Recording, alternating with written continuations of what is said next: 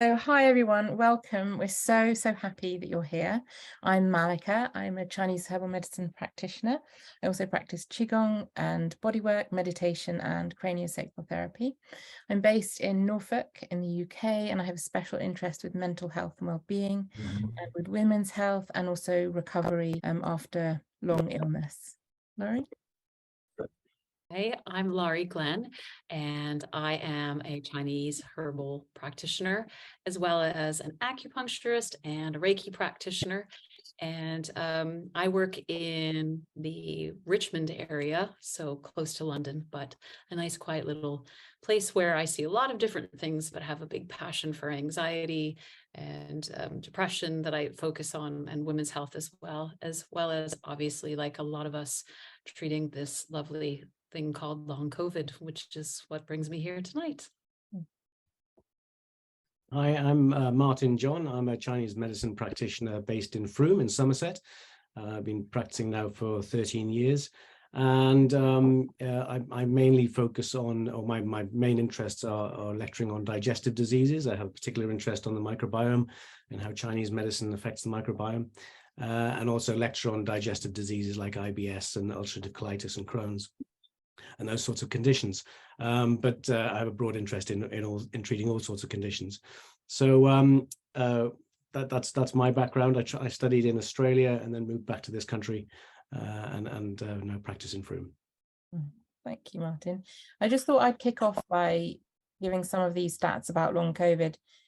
It's devastating. You know, when the pandemic first started, I think as practitioners, we all had a little in the back of our mind about what about afterwards, when, you know, inevitably at some point, hopefully it's all going to die down, but there's going to be a lot of, you know, the post-viral syndrome, basically.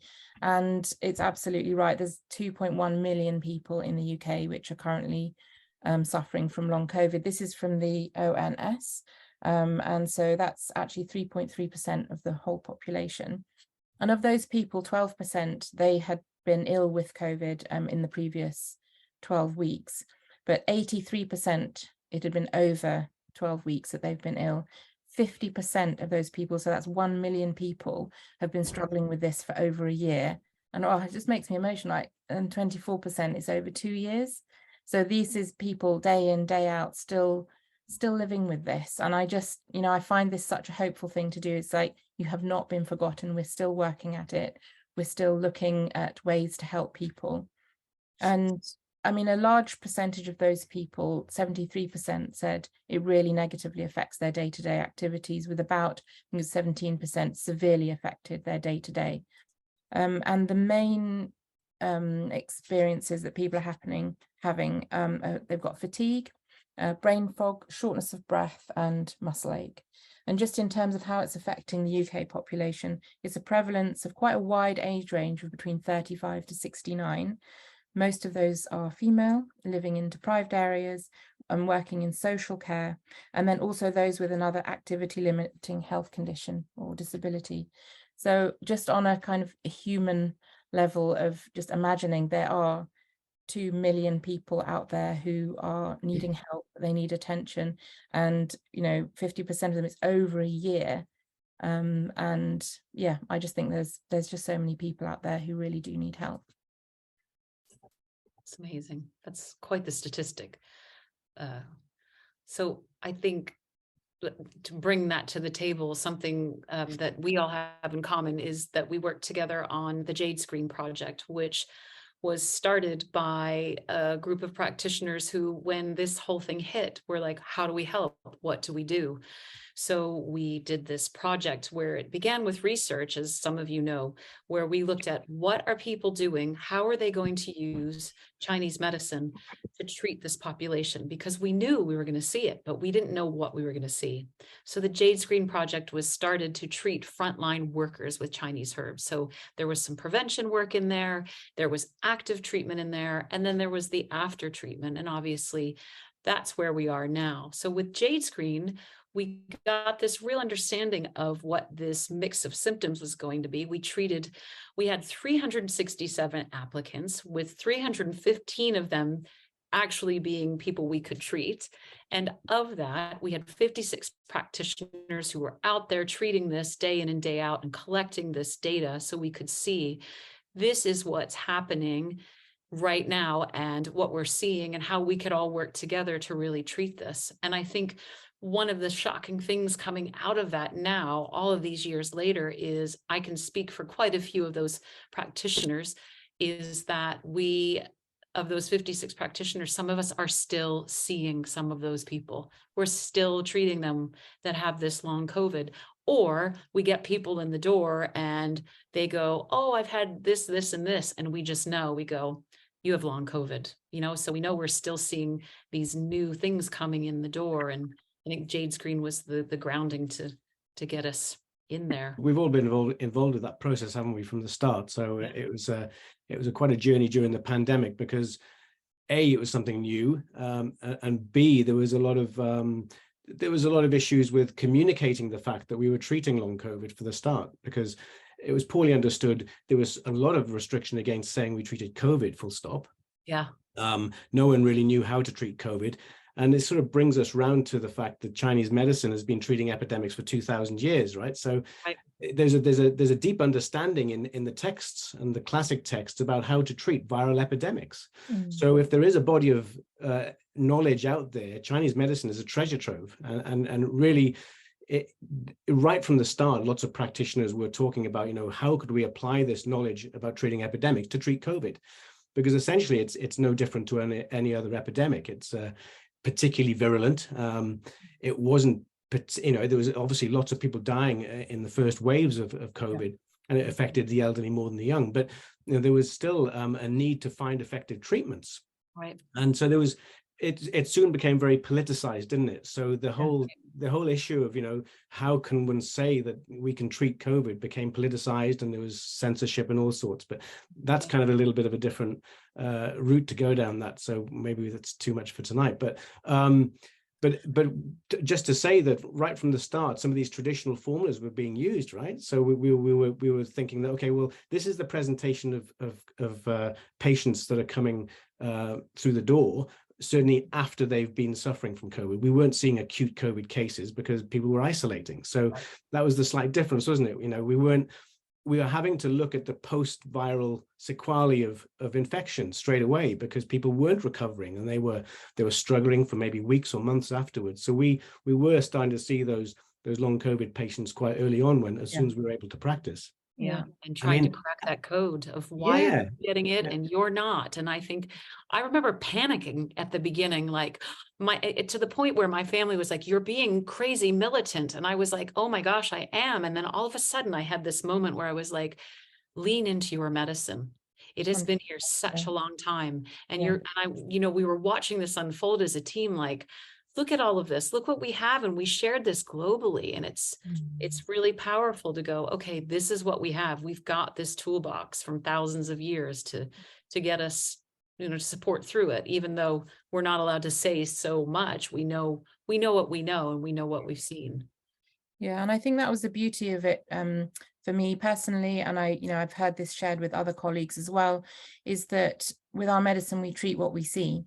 So one person would come in with COVID or not come in with COVID, but, need help with recovery after COVID, or would be telling me they have COVID and they'd have this set of symptoms.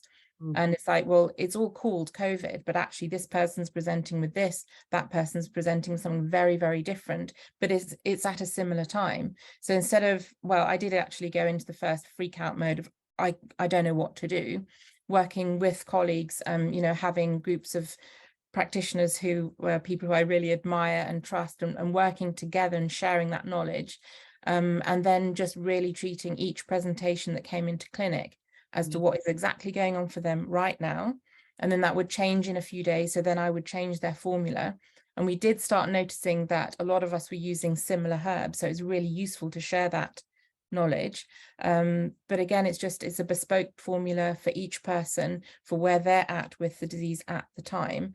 And I noticed that for people who did take herbs during and afterwards, it seemed that in general, people seem to recover more quickly. They seem to go through the motions of the disease more quickly than people who came, you know, several weeks after they'd been ill. And I mean, obviously I could still treat them, but it was just that sometimes they got stuck in a certain part of the disease pattern, and then with the herbs it helped them, the disease to like unravel and then, you know, come to a conclusion. So it was really amazing working with a group of people, sharing experiences, sharing treatment principles with each other, and learning what were the commonalities, and then also the bespoke nature of the treatment for each person. Yeah, I think it's worth saying, isn't it, that Chinese medicine, because there's a different group, there's lots of different groups of people who this video is aimed at. So there's not just practitioners on this call, there's obviously members of the public and patients and people whose friends and families may have been involved.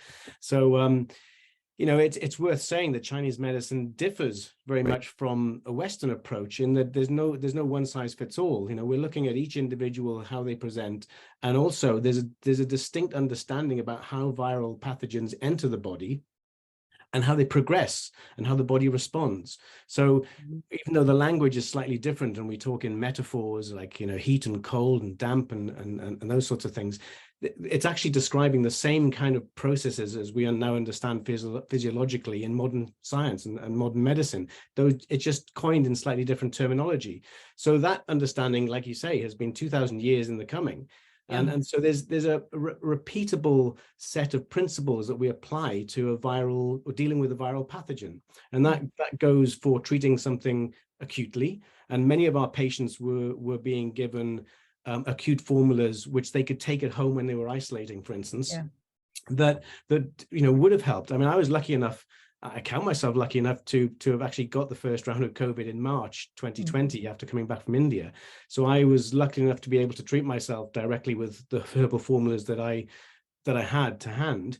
And that helped me massively. You know, I had 2 or 3 days, it was uncomfortable and I got through it okay. And so, you know, we were giving our patients the ability to self-treat if they did come down with COVID, which most people inevitably did come into contact with COVID at some point. And I think that's continued over the 2 or 3 years, or 2 years of the main pandemic, and now the tail end this last year, where we could argue that the pandemic is almost over. But of course, we've got the second pandemic of long COVID that's still being felt. I think this is probably a good time to talk about the different management styles of how patients manage an acute viral attack. We call it a pathogenic attack, don't we? A pathogenic invasion. And there's the concept of what do you do to help yourself if you come down with something. It could be a cold, it could be a flu, it could be COVID. The management doesn't actually differ that much between those three. I mean, you know, it's interesting how we communicate that to our patients, because it is a different lifestyle advice that we give to patients, how they deal with acute respiratory disease. Yeah, and especially I think people will come in, and I'm sure a lot of people hear this, or this is a conversation, is I've got these symptoms, which everybody says is COVID, but I'm not testing positive for COVID, or I don't think I have COVID. And in our world, when you talk to them, like, well, it doesn't matter, because while it does matter, we're going to treat you for what we see. And I think that's, you know, speaking to the evolution of how this has evolved over the last few years, and presentation and changing as people have learned how to better manage the preventative side of it as well. So of course that's going to change how they present to us, isn't it? Absolutely. And I think some of the over-the-counter medicines actually go counter to the advice that we give. So things like paracetamol, for instance, you know, people are almost all cold and flu formulas have paracetamol to reduce fever and treat headache specifically. So for COVID in the first few days, headache was of course a key symptom. So that may have been appropriate to use those kind of paracetamol based preparations, but essentially a fever's there for a reason, isn't it? So it's the natural immune response, raising the body temperature to raise an immune response that tackles the virus. So in suppressing that, actually it's been shown that you extend the period of both the illness and also the communicable nature of it, and spreading it to others is actually increased by having paracetamol. Yeah. So it's amazing how how many people reach for the paracetamol even if they don't have a headache, because it's just programmed into us that a cold and flu, take paracetamol. Yeah. Yeah. And there was a time when I had just couldn't get the herbs in time for a client, and I was like, right, well, what have you got in your cupboard? Like, right, have you got fresh ginger? Have you got spring onions? Have you got a little bit of lemon but not too much? Have you got any dates? And so it was, the fresh ginger and dates is like the core dynamic of one of the main formulas, that a classical formula, Xiao Chai Hu Tang, that has been used for centuries, and yet there it is in someone's cupboard. I know it's not all of the herbs in the formula, but it's that dynamic of a little bit of nourishing inside and then to get things out. So you've got the fresh ginger and the dates. I was like, it will taste disgusting, but please, would you just take it? It's gonna and they were like, what, spring onions and dates? I was like, just believe me, just do it. Boil it up. And it was great. So they took that for a couple of days until I could get them the herbs. And so it was just really nice that they had something in their cupboard to support, what the more complex thing that I was going to get them. But in the meantime, they had that thing right to hand. Yeah. Well, people can always do something themselves, can't they? So yeah. There's really easy little hacks that we quite often teach our patients about. Spring onions is a classic example, isn't it? We want to bring on a sweat when we come down with a chill or a fever. Then bringing on a sweat is actually beneficial, because in Chinese medicine it vents the pathogen outwards rather than suppressing it, which actually encourages the pathogen to go deeper into the body. So it's those little things that can make a huge difference to recovery. And so education is key. So there's certainly different aspects of how Chinese medicine treats acute disease. But what about, I think, coming on to, it's worth mentioning at this point that we are sort of treating this fairly superficially at the moment, because we're trying to give a background, and there'll be a lot more detail in the longer talk. We haven't got time to go into the formulas that we use and the detail of the pathophysiology of long COVID and COVID. Because there simply isn't time tonight. So, but it's worth mentioning, what we think as practitioners be interesting in your views, Laurie and Malika, about who are the types of patients that are that we see that are more susceptible to long COVID, for instance. Yeah. Cool. It's a tricky one, isn't it? Because I've seen all age ranges, and I think that's the one that you're always surprised when, someone comes in the door, like, I'm treating someone who has long COVID who's 28 and busy lifestyle, and all of a sudden, they've gone backwards. And then you have someone who's in their 70s and they're like, I'm through it, I'm fine. So you never know. I think that's the tricky part, is you never know who you're going to get. I'm always surprised in the door. Yeah. And I think for people who've had a really active lifestyle, really athletic, just it's that moment at the end of the illness where they're like, oh, I'm back, I've got my energy. It's always this thing of, please don't go full tilt yet. Just take it. You have another at least 3 or 4 weeks of actual recovery. Yeah. Please don't, spike your cardiovascular in that time. Please take it easy, because it's the amount of people who've come and said, I was feeling fine. I went out, I started running again. I was feeling great and it was so nice. And then boom, and they're then flat again. And it's like, well, your body was still in that, would you say, slightly inflammatory state. The immune system was still doing its clear up job.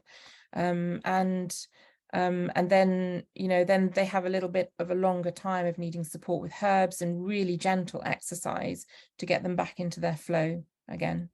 Absolutely. And it's now been, fairly well understood that in acute COVID, on day 7 or 8, quite often people do start to feel better before that. And then day 7 or 8 is the real danger time, where you can get this inflammatory response that is then exacerbated by activity, which can lead to cytokine storm and can lead to all sorts of issues. And that, I think, is one of the reasons why, if you look on the long COVID groups, for instance, or talk to people who have suffered from long COVID, many of them, they have got the same story. I was perfectly fit and healthy before. I was going to the gym 5 times a week. And then they have an illness which they can't go to the gym for a week, so they feel they really want to get back to exercise, and they go back too early, and then this is what causes this rampant inflammatory response that levels them. And once that immune system's been unbalanced like that, a lot of them don't recover very well at all.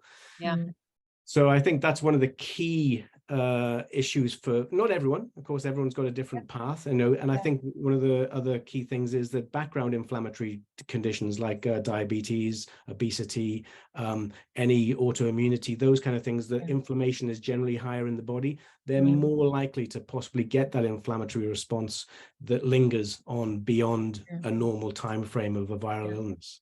And so yeah, there's lots of other things, I mean, to do with the microbiome. I don't know whether we've got time, but another thing that I noticed early on, and I did an informal poll in one of the groups, and it looked like there was a strong correlation between people at the start of the pandemic who were given antibiotics. Because at the start of the pandemic, no one knew how to treat COVID. So one of the key thing, if people did present to hospital, was that they were trying to prevent people coming down with COVID pneumonia, which is a secondary infection, you know, in the latter stages of the disease. So people were given antibiotics as a routine sometimes to try and prevent that. And that, of course, you know, decimates your bacteria in your gut. And we know that most of our immune system, 70%, is actually based in the gut and is reliant on the bacteria to work properly. So I'm sure that, you know, that leads people to be more susceptible to having these lingering effects after COVID. So we'll go into more of that, you know, on the long lecture, but it's an interesting field. I think that'll be great. And I think that's something we talked about before when we went on tonight, is to have people understand the role of Chinese herbs with that, because I think a lot of times, you know, there's all this research out there about the gut. And so a lot more people are going to see nutritionists and, you know, taking probiotics and understanding prebiotics. And I think that's great. But when we talk about Chinese medicine, we don't always give people a fair understanding of how does it work, to understand that there's a probiotic component to what we're doing, and we're using those herbs and in a beautiful symmetry to help rebuild that microbiome, so that flora that we need to fight COVID specifically is there, you know, to really boost the immune system, and understand that that's how we're coming at it as well, even if we don't talk about it like that. And also the role of herbs in helping the body doing its clear up job, because sometimes if there's a lot of post-viral debris hanging around in the system, it could be in the interstitial tissues, could be in the gut, is to be able to clear that so that it can clear out, so the body can do its restoring job. Because sometimes with some heavy tonic herbs, if the system's clogged up and it doesn't get cleared, then actually it can really dampen things down. So you've got the mutual benefit of, you know, doing some clearing plus tonifying as well to help people in this process of recovery. Yeah, and it's worth mentioning, I think, that a lot of the herbal formulas that are used during viral or treatment of viral upper respiratory diseases and in the sequelae, or the sort of lingering effects afterwards, a lot of the formulas in themselves, that many of them have got, you know, a mixture of 8, 10, 12 herbs. Some of them are slightly smaller, but they're a synergistic blend of herbs that work to treat different areas of the condition. So one formula may well, a lot of them are, both anti-inflammatory, they're antiviral, antibacterial, and sometimes also stop viral entry into cells. So it kind of has a multifunctional approach, the formulas that have been developed over these many years, and that's why they're so effective. It isn't just one herb, take this one herb and this is good to boost your immune system. We don't talk that way in Chinese medicine, do we? So we look at the pattern and we think, okay, well, there are these aspects that need support, and there are these pathogenic factors which need clearing, and we can do them both at the same time with these very clever formulas that have been developed over many, many years. And that was the basis of, you know, the formula that was developed in China, which is now being researched. I think the research is almost ready to be published in the States. There's a combination of 4 or 5 traditional formulas in one big formula. It is a bit of a scattergun approach, but it combines these formulas that have these distinct pharmacological actions that are great to prevent the progression of viral disease. And they showed in China that it cut hospital deaths by 50%, which is the same or greater than most of the Western medications that were being tried at the time. So it's just that Chinese medicine doesn't have the research budget behind it to give these massive trials, and obviously there's no money in natural herbs as much as developing a new drug, which will make a lot of shareholders happy in some of the larger pharmaceutical companies. Yeah. So, but, just to say that, yes, the researchers were using those in China, but, all of us practitioners were using those formulas in our clinics throughout the pandemic, with great success, it has to be said. Sure, there are times when they don't work as well as we hope, and it's not a magic bullet by any means, but it's just a different way of looking at the condition, which has a great history of understanding behind it. Yeah. That I find so appealing, and certainly long COVID is not an easy nut to crack by any means, but there's a lot to learn from the treasure trove of Chinese medicine to draw on. Well, and I think that's one of the things that's going to be really beneficial. And one of the big questions people are always asking me is about that spike protein. So hearing you talk more in depth about that is going to be great to understand. Do we all have that spike protein when we get COVID, or did you have it when you get vaccinated, which is something you're going to talk about, and how herbs come into play with that? And, I think the whole lifestyle aspect of where we come in as practitioners versus Western medicine. And that's not to say we don't need Western medicine and whatnot, but it's to look at that whole picture of it, to say, like you said, you're not going to go run a marathon when you're starting to feel better on day 7, because we understand inflammation in the body, and we understand what it's like when you get this, and here's the lifestyle along with the herbs or whatever else it may be to keep people getting themselves well, which sometimes they want that to be a week, and it's 6 months or longer, Absolutely. Yeah. And I think it's also a really key time, because there were a few months ago I was thinking, well, is there much role for developing an understanding of this, because we're at the tail end of a pandemic? But we're not really. I mean, it's becoming endemic, and the vaccinations, whilst they may have provided some benefit, one could argue, for some people in the first couple of waves, they've now shown that against the newer strains like Omicron, they're very, very ineffective. So people are continuing to get COVID, regardless of their vaccination status. And so there is a need for people to be able to know how to look after themselves in their own home when they come down with something acutely, which most people don't. Most people don't look after themselves well enough to recover quickly. Right.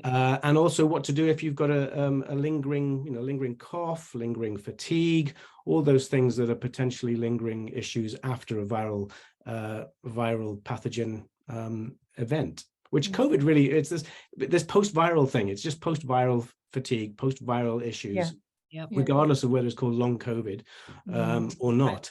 And it's a school of thought in Chinese medicine, isn't it? This lingering pathogen, which has been studied for hundreds of years, if not thousands of years. So there's it's not new. It's not new. And I think in some regard, because there's similarities between chronic fatigue and ME, for instance, and also things like post-viral fatigue in general, there is a bit more of an acknowledgement that those people who are suffering from those conditions, it isn't all in the head. And there are sometimes physiological reasons why people can't get better. And we're not saying we have all the answers, but it's a different take on how to treat those kind of conditions as well, because there is an overlap. Yeah, it is an overlap. And I think it's a different way of differentiating symptoms that gives us a broader understanding of, I never felt like this until I had COVID, but obviously then they go, but I've been taking antibiotics for 15 years for something else. And it's like, okay, how do we work through that? And how do we, give you the right lifestyle and herbs to get to both of those things, to really rebuild you in a different way, which I think is really exciting about what we offer. Yeah. And I think also with the lifestyle, sometimes the herbs can do a certain amount, but actually what that person also needs to do is, focus on downregulating their nervous system, or they need to take an activity that brings more joy into their lives, or they need to learn a different body work modality like yoga or Tai Chi, and having all these other things in the toolkit is, I found, really useful when I felt, the herbs can take you so far. Actually, what you need now is some acupuncture or a shiatsu, or and also, especially, I don't know if you guys have found this, but in terms of recovery, I found it's often quite cyclical. So people will spiral out of it, and then there'll be like a pause, and something will be, it just feels like they've plateaued, or they've got slightly worse. And I've found that as like a healing crisis to then actually spring up to the next spiral. But it can be really upsetting and dispiriting to have this what feels like a pause in their recovery. And sometimes what's helped that is just, you know, going back to the drawing board, looking at a brand new set of herbs for them, or they've actually needed a physical treatment or something else that has helped them to go into the next phase of treatment. Because for some people it's not, I mean, I have had somebody who it just took a week, and then I've had people it's taken 8 months. And so, you know, it's all very different presentations and different recovery, but knowing that we've got these other things in our toolkit, I find, it brings me hope. I agree. And to just remind people, because we talked about this a lot with Jade screen practitioners, that you'd see people, they crash and then they'd get better, and then they crash and they get better. But what we never saw was them going back to that original crash. So there's a lot of that support to say, I know you've plateaued, but you're not going to go back here. You're going to keep going. I mean, you can't guarantee that to people, but it's not what we were seeing. So we're going to in increments, and instead of, when you get it, I think when people originally got it, they were like, I'm going to fight this. So they want to get back out there and they want to go. And it's just saying, we're going to take a different, gentle approach to this, because it's the way to get through it, really. Yeah. I think the feedback from the Jade Screen project was testament in itself. I mean, some of the comments we got from patients that were treated under the Jade Screen project were hugely gratifying, that they were helped so much by that. And some of them were completely they're very skeptical at the start when patients start coming to a Chinese medicine practitioner or starting herbs. They're told that there's nothing that can be done for a condition like long COVID, so there's not really a placebo effect, because they're very skeptical. They say, oh, this isn't going to work, may as well give it a go, and sometimes they're amazed at the difference it makes. I mean, I was fortunate enough to have my first patient, long COVID patient, was miraculous. It was similar to Malika. It was three weeks, and she got her life back. And so, I can't say that for all the patients that I've treated by any means, but there's a lot of very, very good success stories, and I think the Jade Screen project was a fantastic initiative for that, actually, because a lot was learned. Well, I'm excited too. But we're going to go into this in quite a bit of detail in the longer talk, which I believe is on the 20th, isn't it? 20th of April. 20th of April, yeah. I've just put the link there in the chat for everybody. So we will be talking about the traditional formulas that have been used, the approach the Jade Screen project took, or many of the approaches that were taken, some of the key herbs that have got an effect on spike protein, for instance, and ACE2 receptors, and all that sort of stuff. And then we'll also be talking about the microbiome, because there's a lot of stuff there now that's very interesting about how microbiome affects both viral progression and also the effects of microbiome on the effectiveness of vaccines, for instance. So there's interesting stuff in there, and hopefully it'll give a broad account of Chinese medicine's approach to treating long COVID, and also spike protein damage, which we are seeing because people are being repeatedly exposed to spike protein, whether it's through natural infection or whether it's through vaccination. It's still repeat exposure to something that causes ongoing inflammation. So there's a fair bit to be discussed there as well. So I'm really looking forward to it. I hope you can make it. Yeah, that'd be great. I'm excited to be there. I made it sound like I might or might not come. I might. Yeah, you're definitely going to be there, Laurie. Totally it. I'm going to be asking some serious questions if you're not there. I know, right? Very exciting. Very exciting. Well, thank you both. It's been such a lovely evening, and thank you to everyone who came along.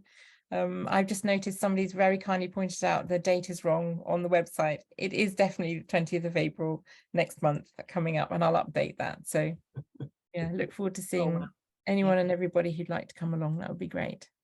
Yeah, thank you, everybody. Thanks, everyone. Lovely to talk to you. Yeah.